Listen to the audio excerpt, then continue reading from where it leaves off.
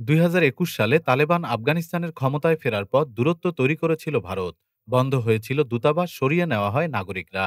কিন্তু সময়ের স্রোতে বদলেছে দৃশ্যপট। আজ তালেবানের পররাষ্ট্রমন্ত্রী মুত্তাকি নয়াদিল্লিতে পাচ্ছেন লাল গালিচার সংবর্ধনা। বৈঠক হচ্ছে ভারতীয় পররাষ্ট্রমন্ত্রীর সঙ্গে। আলোচনা হচ্ছে বাণিজ্য, কূটনীতি ও বিনিয়োগ নিয়ে। বিশ্লেষকরা বলছেন এটি ভারতের বাস্তববাদী কৌশল। পাকিস্তানের সঙ্গে তালেবানের সম্পর্ক খারাপ হওয়ায় ভারত কৌশলগতভাবে তালেবানকে কাছে টানছে। তবে এর মানে কি ভারত তালেবান সরকারকে স্বীকৃতি দিচ্ছে? মোদী সরকার সরাসরি কিছু না বললেও কার্যত বার্তাটি স্পষ্ট। ভারত চাইছে আফগানিস্তানের মাটি যেন ভারতের বিরুদ্ধে ব্যবহার না হয়, আর তালেবান চাচ্ছে স্বীকৃতি। বৈদেশিক সম্পর্ক এবং অর্থনৈতিক সহযোগিতা, দুই পক্ষের এই ঘনিষ্ঠতা কি আঞ্চলিক রাজনীতির নতুন মেরুকরণের ইঙ্গিত দিচ্ছে? ডেস্ক রিপোর্ট, আজ বার্তা।